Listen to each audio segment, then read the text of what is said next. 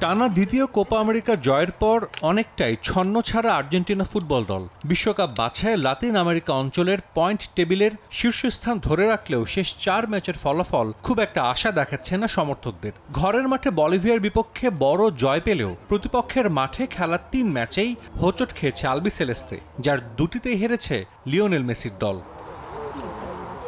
প্যারাগুয়ের বিপক্ষে ম্যাচে রেফারির সঙ্গে বাজে আচরণের পরও এ যাত্রায় পার পেয়ে গেছেন মেসি। তবে আসুনসিওনে হারের পর প্রকট হয়েছে দলের ইনজুরি সমস্যা। পরবর্তী ম্যাচে পেরুর বিপক্ষে পছন্দের একাদশ সাজানো নিয়েও বিপাকে পড়েছেন কোচ লিওনেল স্কালোনি। প্যারাগুয়ের বিপক্ষে ম্যাচে 85 মিনিটে ইনজুরির কারণে মাঠ ছাড়েন নাহুয়েল মলিনা। তার বদলি হিসেবে বাকি সময় খেলেছেন মন্টিয়েল। ডান উরুতে তার চোট বেশ গুরুতর, যার কারণে পেরুর বিপক্ষে ম্যাচে খেলতে পারবেন না অ্যাটলেটিকো মাদ্রিদ ডিফেন্ডার। এছাড়াও ছিটকে গেছেন ক্রিস্টিয়ান রোমেরো।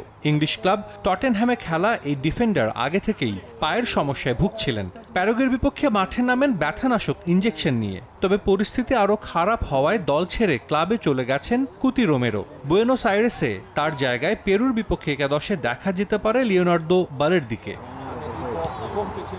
অর্ধেক পাউডারে দ্বিগুণ উজ্জ্বলতা। নতুন রিন অ্যাডভান্সড অর্ধেক পাউডারে দ্বিগুণ উজ্জ্বলতা। এমন পরিস্থিতিতে চলতি বছরের শেষ ম্যাচে স্কালোনি ডিফেন্স সামলানোর জন্য পাচ্ছেন মেদিনা, মন্টিয়েল, বালের্দি, ওতামেন্দি ও পেরেসকে। রক্ষণ নড়বড়ে হলেও নতুন করে কোনো ডিফেন্ডার ডাকেননি স্কালোনি, বরং দলে ডাকা হয়েছে অ্যাটলেটিকো মাদ্রিদের 21 বছর বয়সী ফরওয়ার্ড জুলিয়ানো সিমিওনকে। এখনও জাতীয় দলের হয়ে মাঠে নামার অপেক্ষায় থাকা জুলিয়ানো বাবা দিয়েগো সিমিওনের ক্লাব অ্যাটলেটিকোতে খেলেন। গেল সেপ্টেম্বরে আর্জেন্টিনা দলে ডাক পেলেও একাদশে সুযোগ পাননি সিমিওনে, যদিও হাভিয়ার মাসচেরানোর অলিম্পিক দলে ছিলেন। আর্জেন্টিনা অনূর্ধ্ব 23 দলের হয়ে 6 ম্যাচে 3 গোল আছে এই ফরওয়ার্ডের। সম্প্রতি অ্যাটলেটিকোর জার্সিতেও পেয়েছেন প্রথম গোল।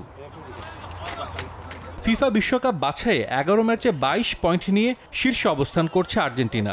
দ্বিতীয় ও তৃতীয় স্থানে যথাক্রমে আছে উরুগুয়ে ও কলম্বিয়া। 17 পয়েন্ট নিয়ে চতুর্থ স্থানে আছে ব্রাজিল। সাজিদ মুস্তাহিদ, সময় সংবাদ।